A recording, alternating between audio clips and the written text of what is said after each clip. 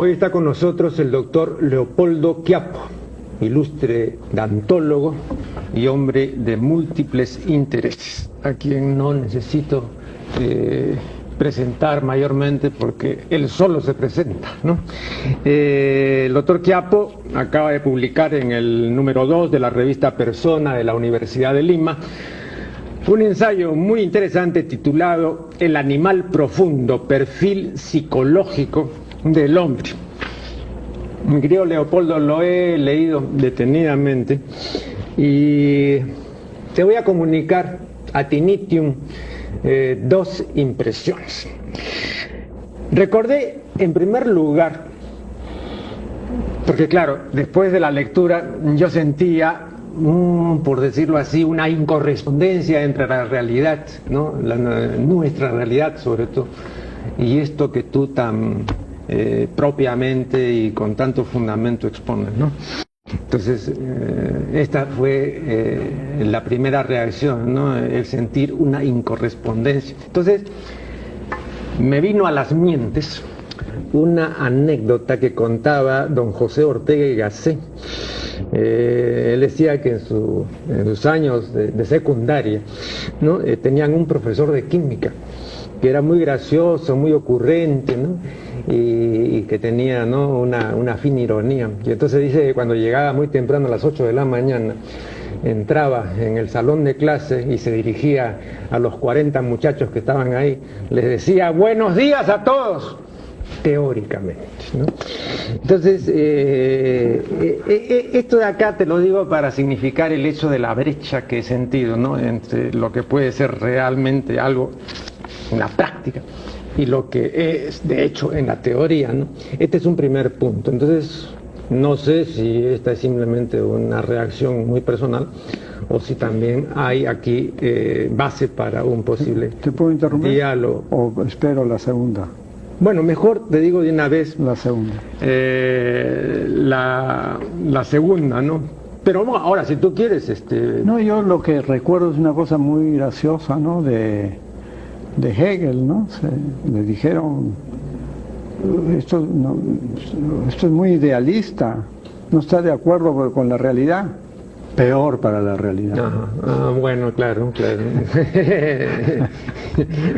Muy aristocrático, además de eso. No, pero fíjate, esta es la...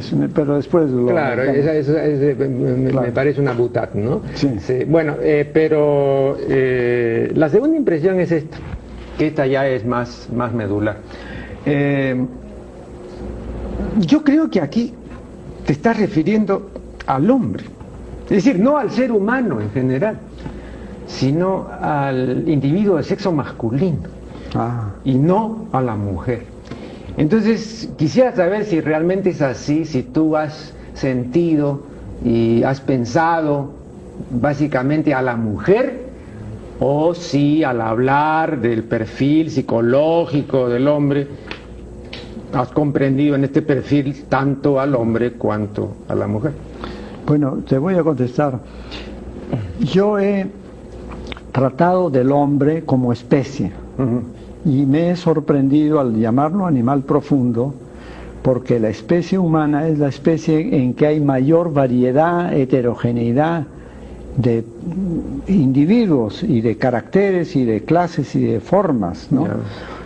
Como dice Gracián, visto una oveja, vista toda la oveja y todas las ovejas. ¿No? Visto un león, visto todo el león y todos los leones. Visto un hombre, solo uno, y en parte. O sea, la especie humana, a la cual me refiero con la palabra hombre, tiene el privilegio de ser la única especie que contiene una variedad infinita de individuos. Entonces yo he querido buscar, para encontrar el perfil del hombre, un denominador común. Y he encontrado que su denominador común, el único denominador común que podría haber en la especie humana, es la profundidad. Es decir, el hombre tiene superficie y fondo, tiene apariencia y sustancia, tiene manifestación, conducta, comportamiento externo y vida interior, y cada vez más profunda a medida que es más diferenciado. Entonces, Y pongo un ejemplo de Buda, ¿no? Que los elefantes son muy mañosos, muy sinvergüenzas, y muy hipócritas, pero peor es el hombre, dice Buda, ¿no? Porque impenetrable como la jungla es el hombre y abierto como la llanura el animal, le dice al domador de elefantes, ¿no? Que viene y le dice que las triquiñuelas de los elefantes son increíbles. Y entonces Buda habla del que dice una cosa acá y dice otra cosa allá, practica una cosa aquí y en realidad se presenta otra cosa allá, dice que unos han dicho una cosa y le dice a los otros que han dicho otra cosa. La hipocresía humana. El hombre es un animal profundo, por eso puede ser el animal más hipócrita y más peligroso. Tú dices que entre el estímulo y la reacción, el hombre intercala lo que llamas una disposición funcional noético, configurativa. Sí. ¿Podrías explicarnos? Esto es dificilísimo de explicar. Pero tú con tu capacidad didáctica indiscutible tal vez lo hagas fácil. Porque un animal se enfrenta a un entorno de estímulos y tiene una serie de dispositivos heredados, genéticamente programados, en los cuales se ponen en marcha como cuando uno aprieta un timbre, ¿no? Y suena el timbre, ¿no? O sea, hay un dispositivo preparado. En cambio, el hombre tiene que responder, no reaccionar. Responder a problemas de situación. El hombre vive en una situación, no vive en un ambiente como el animal enclasado, como dice Zubiri, ¿no? Sino el hombre tiene que responder y tiene una gama de posibilidades de respuesta, ¿no? Tiene la capacidad de planear incluso una acción que todavía ni siquiera para ello ha sido estimulado o incentivado. Entonces, ¿qué cosa es esto no ético perceptivo, no ético configuracional? Es que el mundo no lo copia el hombre tal como está afuera, sino el hombre lo procesa, y este procesamiento del mundo es no ético en el sentido a través del pensamiento. El hombre es un animal que piensa, y pensar significa organizar los datos del mundo exterior de manera que queden configurados en un sentido, tienen una riqueza significativa según la cual actúa. O sea, interviene el pensamiento, intercala el pensamiento, eso es lo que quiere decir, no ético configuracional, o sea, organiza el mundo de acuerdo a su manera de pensar, a su manera de ser, y de sus alcances, de su inteligencia, de su intelecto. Si te he entendido bien, entre el estímulo y la reacción, el hombre intercala la artificialeza o cultura. Ah, claro, ¿no? Claro, perfecto. Claro. Eso es. Entonces, este es un primer punto. Eso lo hace un animal complejo, complicado, y impredecible en muchos aspectos. Tú dices aquí, en el circuito recepción-acción del animal humano, por ser sujeto la persona y no el mero organismo psicofisiológico, por intercalarse el sistema noético configuracional de símbolos, lenguaje, instituciones, etcétera, por abrirse la posibilidad personal de la libertad como proyecto existencial y libre albedrío, no se puede hablar ya de estímulo-reacción como quiere el mecanismo behaviorista, el mecanicismo, no conductista, sino de situación-respuesta. Situación-respuesta. El hombre vive en situaciones. El animal vive en un entorno de estímulos. El hombre vive en situación que le plantea problemas existenciales, de existencia. Entonces, ahora, esto de la persona es el siguiente, ¿no? Voy a hacer un ejemplo sencillo, ¿no? Para no entrar en complicaciones. San Francisco de Asís solía decir a su cuerpo, frate asino, hermano burro, suponiendo que hay alguien que está sentado sobre, que es jinete del hermano Bruno. Entonces yo digo que el organismo psicofísico es el burro de uno, la cabalgadura, y el jinete es el yo al cual se le da una dignidad de persona en el sentido de prósopa o prosopón de los griegos, que es una máscara que hacía que el actor ya dejaba de ser fulano de tal y poniéndose la máscara de Hércules o de Apolo o de Dionisio o de Dionisos, ya era un dios o un semidios.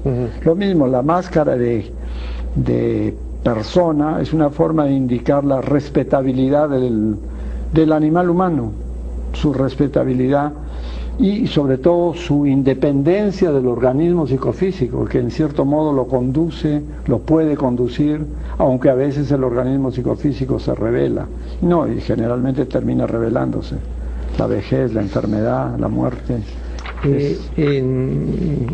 Yo sostengo, y sin duda también tú puedes abundar en el sentido que expondré inmediatamente, yo sostengo que el llamado ser humano es una construcción. Lo mismo decía Fichte de Dios, ¿no? Cuando él iniciaba sus clases acerca de Dios, dirigiéndose a sus alumnos, decía, bueno, esta mañana, señores, vamos a construir a Dios, ¿no? Entonces, este proyecto humano es una construcción. Pero hay pues diferentes clases de construcción, ¿no? Desde las construcciones rudimentarias, con adobes y con una ramadita ahí, ¿no? Y luego las esteras, etcétera, hasta pues los rascacielos, ¿no? Y las basílicas. Claro, ¿no? Entonces hay una diferenciación, digamos, no solamente estilística, sino respecto a los materiales y todo lo demás, que jerarquiza, ¿no? Esta construcción. Lo que uno observa, ¿no? Es, y sobre todo ahora, creo que esto se ha agudizado en el último cuarto de este milenio, ¿no? Perdón, de este siglo, se ha agudizado, ¿no? Lo que ahora se llama la globalización, la uniformidad, ¿no? La nivelación y todo lo demás.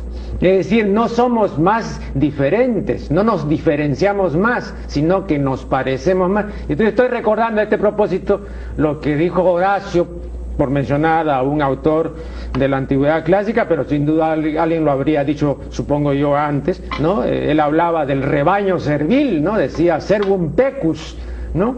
Entonces lo que ahora veo que prevalece es el rebaño servil, y ahora con mayor fuerza que antes, ¿no? Hay una serie de causas que podemos ver someramente, si quieres, más adelante, pero ¿no sientes tú, no notas que hay no una creciente diferenciación, sino al revés, ¿no? Una creciente indiferenciación?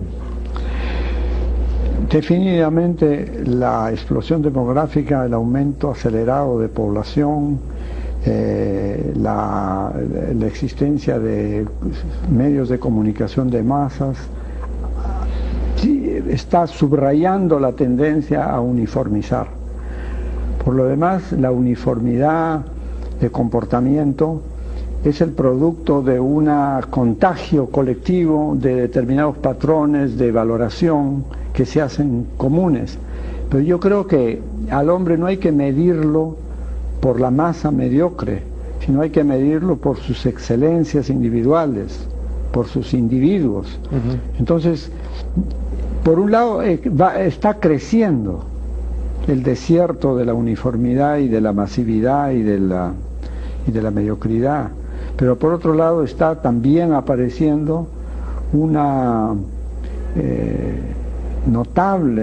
realmente notable diferenciación de la inteligencia humana en los autores, en los pintores, sobre todo en los filósofos, en los pensadores, ¿no? Hay filósofos de una magnitud que realmente hacen pensar que no todo terminó en Aristóteles, Sócrates y Platón. Claro. ¿No? Entonces yo creo que por un lado hay la presencia de la multitud a través de los medios de comunicación masiva que hacen las cosas a gusto de la multitud, y por lo tanto es un desastre desde el punto de vista de la exquisitez que reclama una persona culta y diferenciada.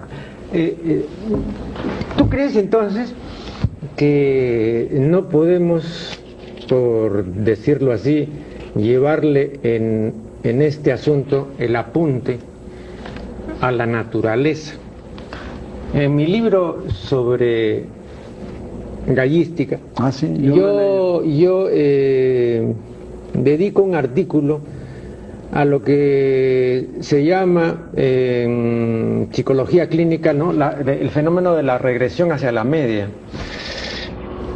Si hay dos progenitores muy altos, de gran estatura, esto no significa que el hijo será de igual estatura o de mayor estatura. Los hechos demuestran que el hijo será de menor estatura, porque medir 2 metros se aleja de la media, que no es en los seres humanos 2 metros. Entonces la naturaleza tiene, ¿no es cierto?, una regresión hacia la media, ¿no es cierto? Hay una fuerza gravitacional del centro.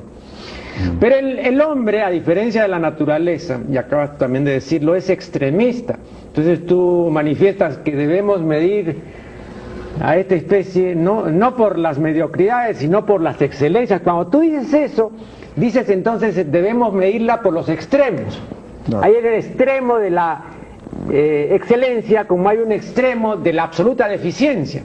¿No es cierto? Que sería pues la imbecilidad, la idiotez, ¿no? Son los extremos de la curva de Gauss. Claro. Pero la inmensa mayoría no está ni en la excelencia ni en la absoluta deficiencia, sino al centro. Entonces hay una fuerza gravitacional del centro tremenda. Y la experiencia demuestra que el hombre no ha podido corregir esta tendencia normal en la naturaleza, normal. Por eso yo manifestaba en mi libro de gallística que el reto tremendo que tiene cualquier auténtico criador de gallos de pelea, tiene que crear individuos que se alejen de la media, pero cada generación tiene que velar y tener 1001 cuidados para que no regresen a la media, porque normalmente van a regresar, porque están en un extremo que no es natural, no es lo normal en la naturaleza. Entonces, un genio, un Mozart, no es normal, ¿no? Se aleja mucho de la media. Entonces un Juan Pérez sí es normal, ¿no? Un buen señor, un hombre de la calle, ¿no? El hombre común y corriente, como decía don Pedro Rosselló, tú recuerdas en los años 50 cuando combatía el ochenio de Odría, ¿no? Bueno, entonces la inmensa mayoría de la especie humana está constituida por yo respondería con una mediocridades, pregunta, ¿no? Sí, claro, estamos de acuerdo, sí. Pero hay una cosa que yo quisiera preguntar.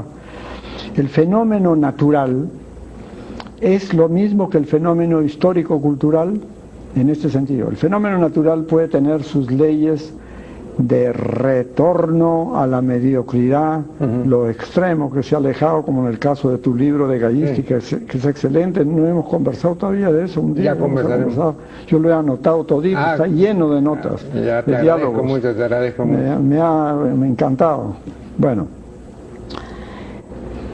el fenómeno histórico-cultural es un fenómeno que no es natural, sino es supranatural, ¿no? Es decir, no está sujeto a las leyes de la química, de la genética, sino en cierto modo señorea la voluntad humana, la voluntad humana. Entonces, este retorno gravitacional hacia la mediocridad de quien se ha presentado como un extremo dentro de su especie, es una ley natural. Pero en el mundo de lo histórico-cultural, en el mundo de lo espiritual, de lo que no es material o biológico, no podría, casi es una pregunta, ¿no? ¿No podría más bien pensarse que hay una fuerza ascensional, que el espíritu, ¿no? Mens agitat molem, la mente agita la materia, dice Virgilio, me parece que es Virgilio. Entonces la mente es...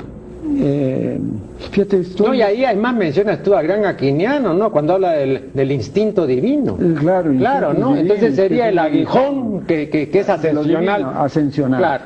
Claro, sí. Bueno, en naturalezas excepcionales, sí, yo estoy de acuerdo, sí. Pero es que nosotros generalmente no somos excepcionales, pues pertenecemos a esta inmensa masa media. No. Ahora, según lo que tú planteas, y esta es la parte, digamos, interesante, por supuesto, entre otras cosas, es que a partir de esa mediocritas, ¿no? Podemos nosotros elevarnos, podemos subir, ¿no? Claro. Es claro. Eso lo que tú... Claro. Pero yo siempre digo, el movimiento, señores, se demuestra andando. Y, de hecho, allá han pasado unos buenos miles de años y son muy pocos los que han hecho el ascenso. Claro, no digo que no lo hayan hecho, lo han hecho, espíritus excepcionales. Pero fíjate nomás tú, los llamados fundadores de religiones, lo puedes contar pues con los dedos de una mano, ¿no? ¿Por qué no se han multiplicado? ¿No? Los genios de la música son también unos cuantos, ¿no? Y así... Pero no te pones en el caso de que la humanidad podría ser peor si no hubieran habido estos genios excepcionales, individuales, que son excepciones dentro de la masa, y de tal manera que sin ellos la humanidad se hubiera retrogradado más todavía. Entonces lo que está sucediendo es que a una menos retrogradación de lo que habría si no hubiera esos incentivos de la cultura. Te voy a dar una opinión personal, digamos como testigo, y tú con cuanto mayor razón, del último medio siglo, ¿no? Mi sentir respecto a la calidad humana hoy, comparada con la calidad humana de los años 50, por ejemplo, es que en los años 50 no es que tampoco se hubiese alcanzado pues un nivel óptimo, ¿no? Pero a mí me parece que había entonces menos degradación, esto estaba menos envilecido. Ahora, como seguimos por razones que no es el caso analizar, pero como seguimos sin seleccionar, todo lo que no se selecciona, mi querido Leopoldo, se tiende a degradar, se tiende a envilecer, se tiende a encanallar. La especie humana, ya desde el punto de vista biológico, se está envileciendo por eso, porque si tú no seleccionas, ¿no es cierto? Fíjate, para decirte un dato, yo en alguna oportunidad, además de haber criado gallos de pelea, también fui criador de palomas mensajeras. Si tú a las palomas mensajeras las dejas que se reproduzcan entre ellas libremente 2 o 3 generaciones, a la 4ª generación tienes una línea bastarda y que no sirve para nada, para no participar en ningún campeonato, una línea asquerosa. Entonces tienes que no permitir que lo hagan entre ellas a su manera, porque se te bastardea muy rápidamente la línea. Y lo mismo con una serie de otros animales, y lo mismo si tú crías orquídeas y en fin, todas esas cosas que son cosas de selección, eso no existe en la naturaleza. Entonces el ser humano se ha dado el lujo durante unos buenos miles de años de no seleccionar nada, sigue sin seleccionar, y entonces se está envileciendo ya la especie, ¿no? Entonces tú no crees que si no hay salud, si no hay una calidad biológica, difícilmente puede haber ascensión, ¿no? Ese es mi punto de vista. Bueno, no, pero yo creo que, te pregunto también, ¿no estarás extrapolando las conclusiones con animales que ni siquiera son mamíferos, ¿no? Sino que son aves, a la riqueza novedosa en el mundo de la evolución, de escala evolutiva, que es un primate con 1500 centímetros cúbicos ¿no? Y piensa los centímetros cúbicos que tiene mi querido gallo o una paloma. Sí, tienen un cerebro muy pequeño. Fíjate, tú dices aquí, en la página 40, el mayor índice encefálico y lo que llamo la mayor y más fina y selecta neuronización del aparato psicofísico son las bases materiales, biológicas, que responden a la personalización del psiquismo humano. Claro. De ahí la profundidad, la interiorización, el espesor de vida interior del psiquismo humano. Pero cuando uno ve pues a los seres humanos que nos rodean y todo, y uno se pregunta ¿dónde está ese índice encefálico? ¿Y dónde está esa neuronización cuando nosotros conocemos y a cada rato pues seres monos neuronales, ¿no? Entonces hay estos elementos protozoáricos, ¿no? Entonces, o como tú alguna vez dijiste, moluscoides, sí, que no tienen ya nada que ver. ver. Entonces el consejo que decía Miguel de Unamuno, a quien tanto admiras tú. Miguel de Unamuno decía: que me pregunto qué es el hombre, pues para contestar qué es el hombre acudo a lo que tengo más cerca de mí mismo, que soy yo. Entonces la medida no tienes por qué hacerla por la mediocridad ambiente, sino tienes que hacerla por tus congéneres y tus similares. Pero tú no crees que la tendencia, vamos científicamente, ¿no?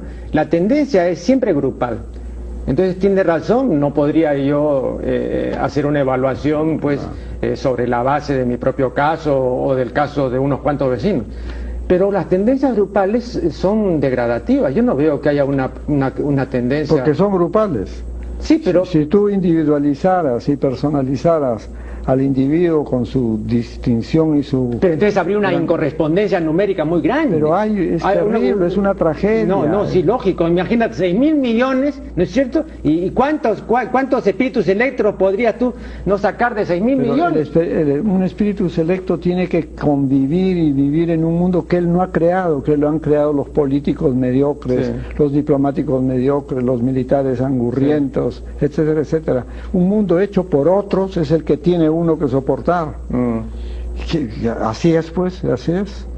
¿No? Es una prueba de... quiero antes hacer dos observaciones que me hiciste.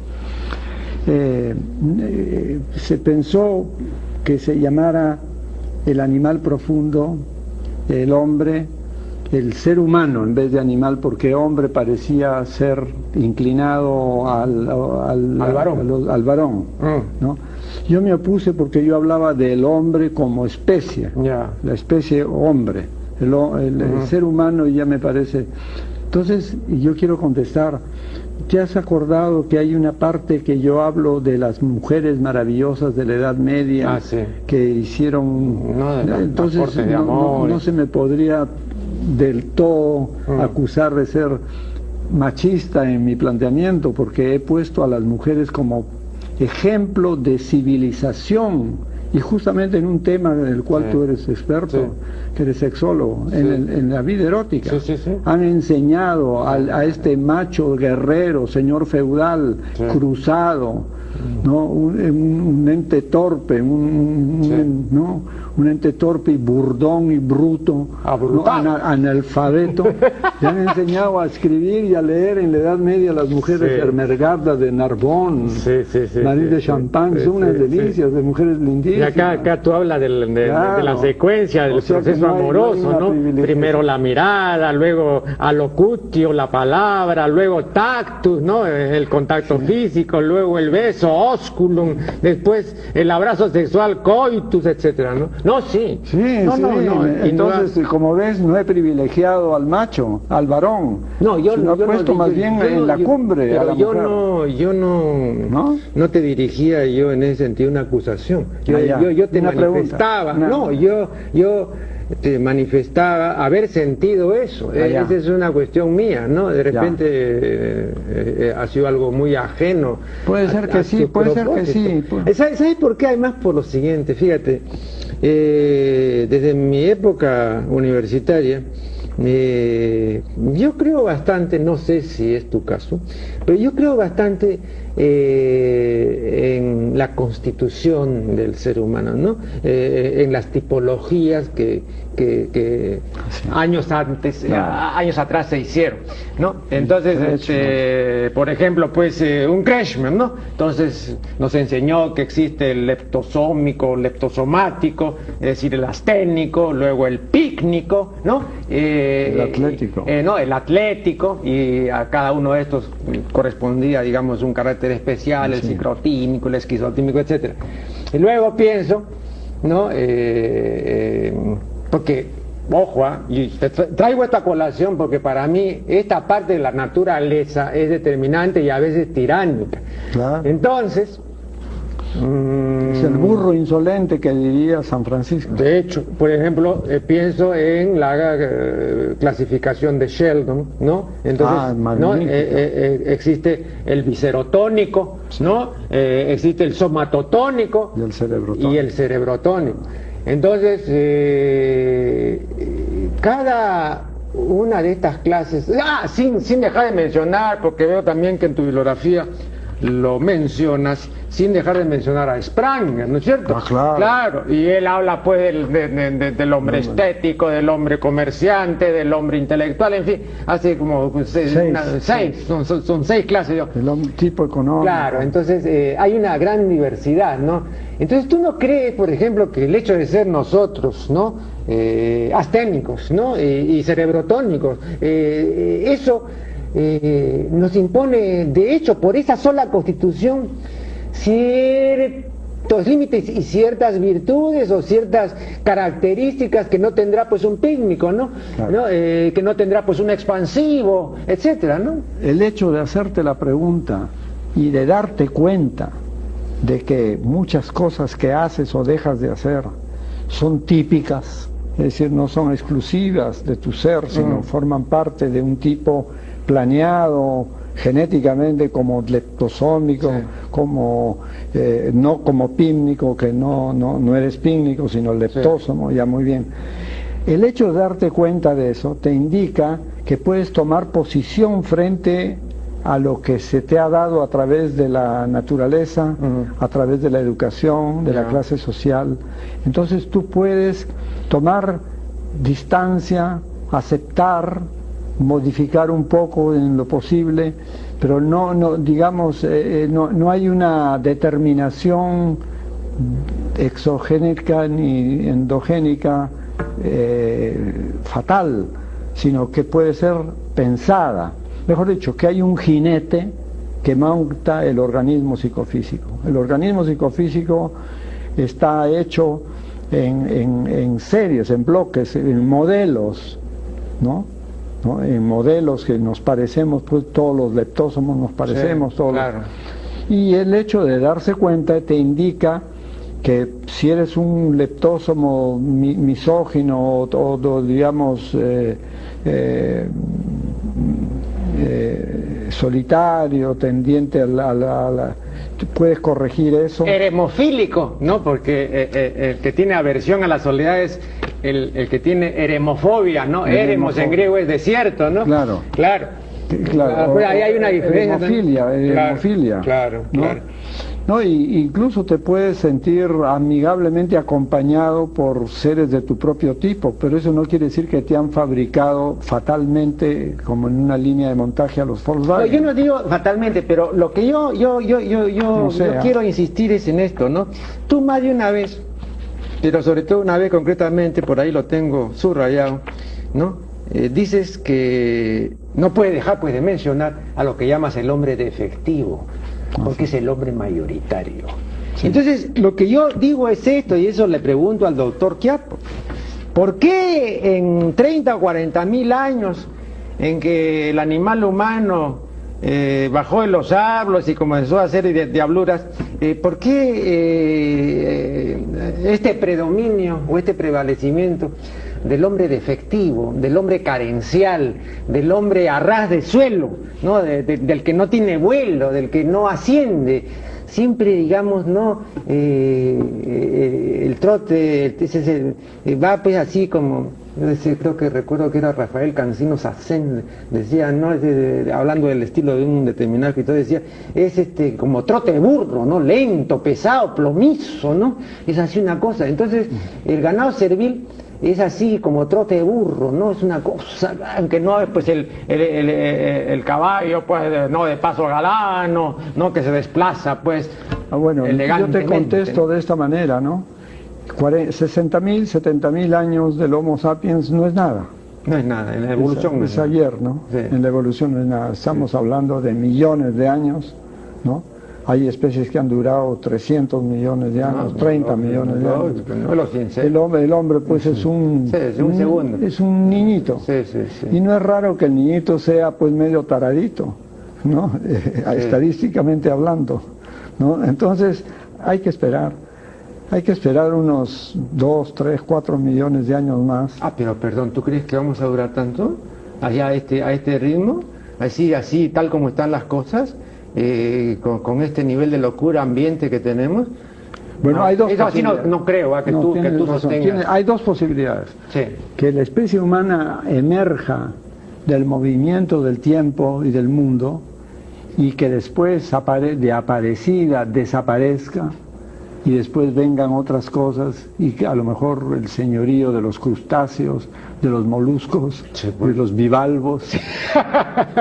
Entonces, porque acá, fíjate, están las cucarachas y están las hormigas y las abejas. Entonces la vida como no candidatos serios, aspirantes a quedarse aquí. Entonces la vida no tiene sentido. No tiene. Ah, no. No, digo, si digamos las cucarachas y las hormigas y las abejas son los tres serios aspirantes a heredar la tierra, ¿no es cierto? Y entonces pero si ahora los virus han puesto de rodillas al ser humano, ¿no te parece una cosa increíble?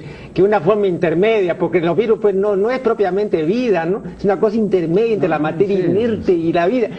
Y la han puesto de rodillas al ser humano. ¿Qué cosa? El ser humano está de rodillas, que no puede hacer nada con los virus. Bueno, entonces pero incluso Nelson Manrique ha hablado de que es la venganza de la naturaleza a través de los virus, no la revolución de los virus, ¿no es cierto? Toda la devastación que hace y sigue haciendo el ser humano y los atropellos que hace con respecto a la ecología, entonces ahora ha venido la venganza y entonces los virus pues se están vengando. Entonces hay otra posibilidad, que la herencia del ser humano sea el superhombre. Ah, sí, el Übermensch. Ahí veo que hablas tú de eso y que es un concepto nietzscheano que ha sido pésimamente entendido. ¿Podrías tú abundar en ese? Porque el Übermensch no es pues la bestia blonda. Así es, ¿no? así es. El teutón, no es eso. El Übermensch es un hombre, casi se puede decir un griego, que come aceitunas y uvas al borde de los olivos, frente al mar, ¿no? En las islas.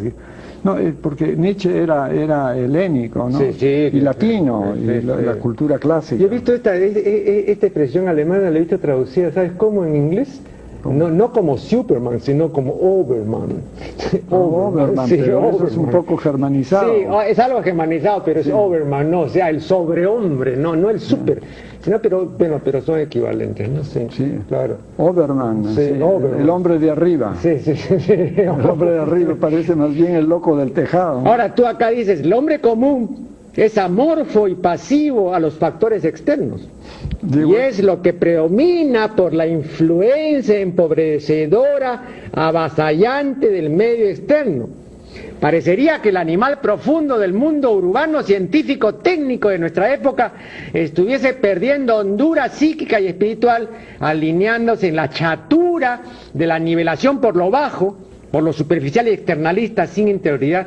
Entonces estamos desarmados frente a este entorno, es decir, no podemos hacer nada con respecto a estos factores que nos están modelando irremediablemente. Es una contaminación humana peor que la contaminación del monóxido de carbono. Pero no crees que te contradices, espiritualmente. No crees que te contradices porque tú habías atribuido al ser humano una serie de potencialidades que permitirían que sobrepase todos estos inconvenientes. Yo parto por el principio de la variedad. Entonces hay una variedad inmensa entre los seres humanos, entonces hay un lumpen psicoespiritual, que es este al que me refiero, y hay, digamos, una crème de la crème psicoespiritual también. Entonces la variedad permite eso.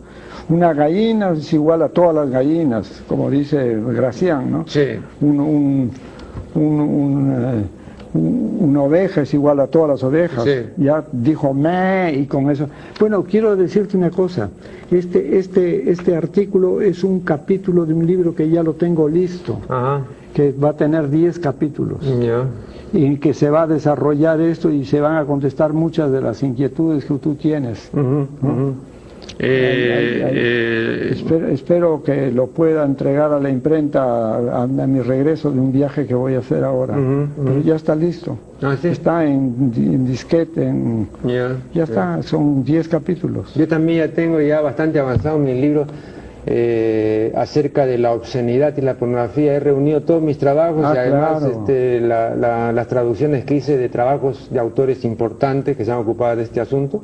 Y este año publicaré. Porque aquí hay una ignorancia así. Acá hay una ignorancia así espectacular. Cuando yo una vez dije que era pornográfico los cañones que están en la escuela de estudios del de ahí de Chorrillos, mejor hubiera sido poner falos, porque el falo es un instrumento para el placer, en cambio los cañones es para la destrucción. Entonces más pornográfico es que un niño dibuje un cañón y un avión de guerra que dibuje un órgano sexual. Claro. No, pero la maestra se pone, ¿cómo es posible? Lo que es un niño corrompido, al revés, está festejando la naturaleza. Oye, aquí veo que insistes en el distingo que ya mencioné al inicio de esta conversación entre sublimación y sublimificación. Sí, ¿podrías tú abundar en ese sentido? Yo pienso lo siguiente. Nietzsche, en un aforismo de Más allá del bien y del mal, Nietzsche habla de la química de los sentimientos, cómo los sentimientos ideales no son sino sublimación de impulsos bajos y rastreros. O sea, hay una química, utilizando la palabra sublimación del yodo, de ciertos productos químicos que pasan de lo sólido a lo gaseoso. Entonces, cosas que son completamente pórnicas, vamos a decir, sublimadas, aparecen perfumes, ¿no? Es como se hace del excremento del gato de Algalia, se hacen los perfumes mediante una transformación química. Entonces, pero eso es sublimificar, es decir, es hacer sublime lo que no es sublime. Y eso es lo de Freud, ¿no? Freud lo que ha hecho es interpretar, desenmascarar los actos que consideramos ideales, sublimes, religiosos, como máscara de una tendencia frustrada de carácter biológico básico, de base. Entonces yo preferiría utilizar sublimificar, hacer sublime lo que no es sublime. Y otra cosa sería sublimar, que es instalarse y actuar en un nivel de sublimidad. Por ejemplo, pero cuando tú te refieres a la sublimificación, porque tengo entendido que cuando Freud habla de sublimación, y en general cuando el psicoanálisis se refiere a esto, se está refiriendo a un proceso inconsciente, no es esto consciente. Ya no es como la gente cree, no, yo tengo el impulso sexual, que esto de acá es algo bajo, es algo impropio, y entonces esto lo transformo, lo modifico, ¿no? Lo sublimo, y entonces... Lo sublimifico. O lo sublimifico, ¿ya? Pero no es una cosa sujeta a mi arbitrio, no es una cosa, digamos, que pueda estar en el ámbito volicional, ¿no? Sino es algo que es independiente del nivel consciente. Pero en cambio, te pongo el ejemplo contrario. Cuando tú espiritualizas un instinto, por ejemplo el instinto de comer, lo espiritualizas en el momento en que haces que determinados productos crudos, debidamente elaborados, son una exquisitez, un plato bien, en un mantel bien, con un vino de primera calidad, has sublimado el acto, el apetito, lo has sublimado, o sea, has vuelto un acto sublime de paladeo, de refinamiento, ¿no? Lo que es simplemente un apetito biológico. Pero tú pones aquí el caso, por ejemplo, de la pasión de mandar, ¿no? Y dices que esta pasión puede tornarse en un servicio político a la comunidad, por ejemplo, ¿no? En filantropía, etcétera. Eso no puede, pero eso no puede ser consciente. Porque no es un proyecto que yo escribo y digo, me voy a proponer, como yo soy un ambicioso, como tengo un apetito desordenado, no puede ser así. Entonces yo voy a dedicarme a hacer obra social para encubrir este apetito que me mueve en el fondo. Por supuesto, para justificar. Claro, no es así. En algunos casos es así, en otros casos es un deseo de justicia que necesita el poder para poder cumplir el deseo de justicia. Claro, un soñador utópico socialista, por ejemplo, que quiere construir una sociedad justa, ¿no? Quiere acceder al poder para poder tener los resortes para poderlo hacer. Entonces ahí el poder está subordinado a un ideal. y el ideal no le sirve de máscara, pero cuando en cambio utilizas una serie de consejeros de imagen y te ponen que te pongas una sonrisa así y aparezcas retratado. Entonces, ahí en las elecciones norteamericanas hay todo, ¿no? Claro. Toda una parafernalia respecto a eso. Es un circo, ¿no? Un circo de entretenimiento, y la gente no va por el hecho mismo, sino va por otra cosa, entretenerse, a divertirse, ¿no? Ahí el instinto de poder predomina, y lo demás no sirve sino como un medio para disfrazar el desnudo instinto de poder, ¿no? Entonces eso sencillamente sofistica, falsifica, y ahí sí hay una sublimificación.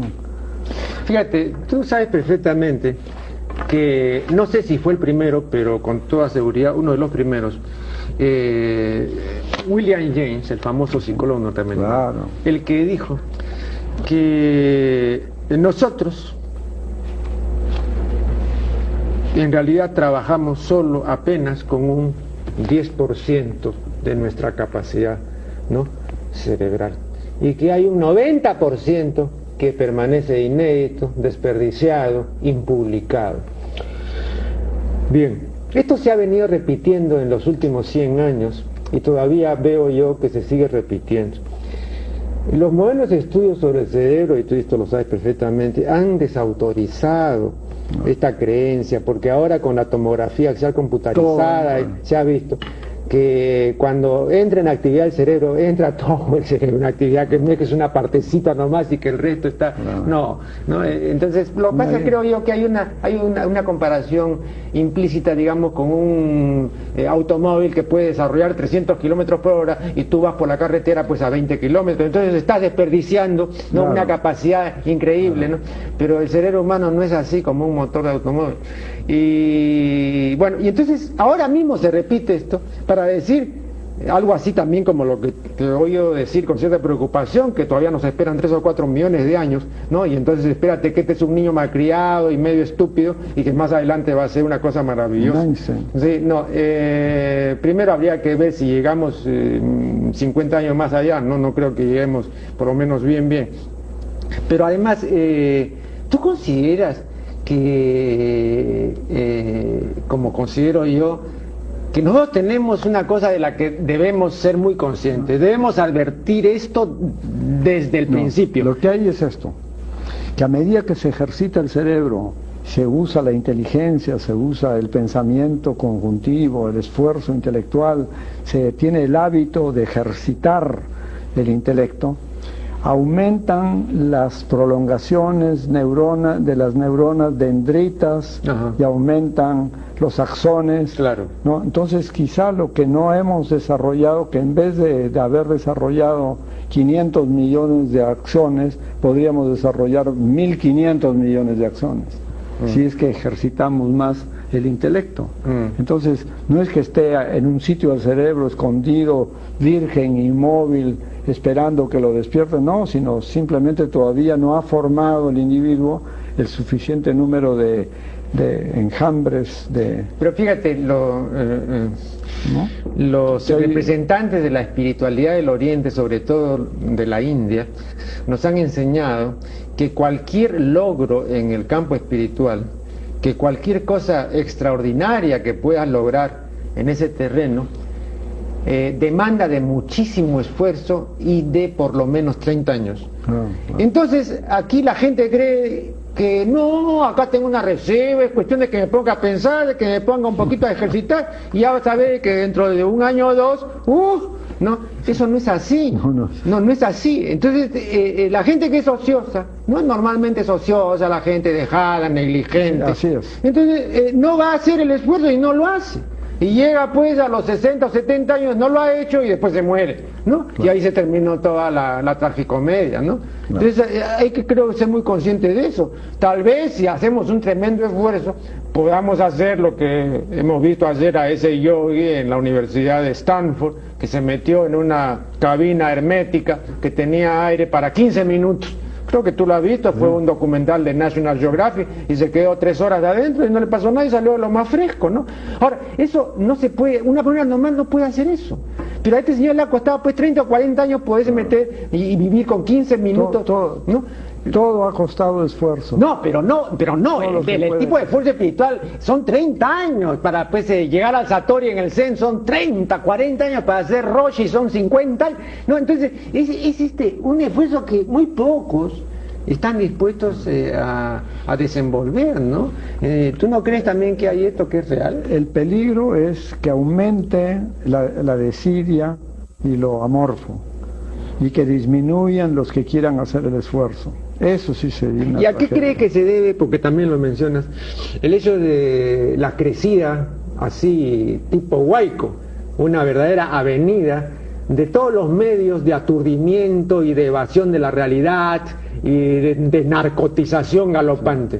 Yo estoy sintiendo eso, no tengo ni la autoridad ni he leído, pero tengo una sensación de que en conjunto la especie humana está perdiendo energía, vamos a llamarlo así, y necesita estimulantes de todo tipo que pongan en movimiento a este organismo o este sistema nervioso no suficientemente dotado para impulsarse a sí mismo desde sí mismo. Pero ¿a qué se debería esta pérdida energética? Unos cambios biológicos que pueden estar ocurriendo en la especie humana, ¿no? Pero si es una especie que tiene apenas un segundo en el planeta y en el universo, ¿por qué se ha degradado tan violento? Como nunca está ocurriendo el aumento del ruido. Sí.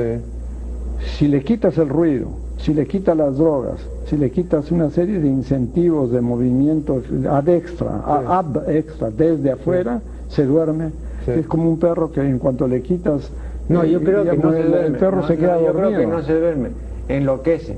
La desquicias mentalmente. Yo he dicho, si quitas la televisión de un día para otro en Occidente, enloquece Occidente, se desquicia. O sea, la salud mental, entre comillas, del Occidente civilizado, depende de esta multiplicidad de estímulos. Si tú le quitas las luces, el ruido y la televisión y los talk shows embrutecedores, la gente completamente se desestabiliza.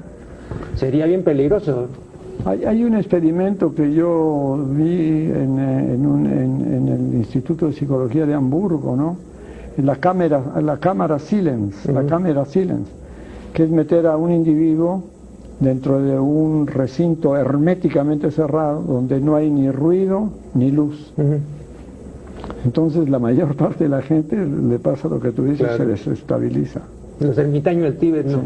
Los ermitaños del Tíbet no. Tú sabes que hacen el encierro 30 años a obscuras y salen perfectamente. Se desestabiliza y piden auxilio porque está conectado con un timbre, apretan si se desesperan.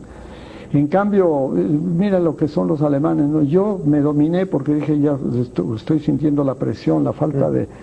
No, voy a aguantar, y después empecé a sentir un relajamiento y un encantamiento realmente de poder hacer una pausa al ruido. Hamburgo es una ciudad populosa y ruidosa, y entonces me sentí muy bien.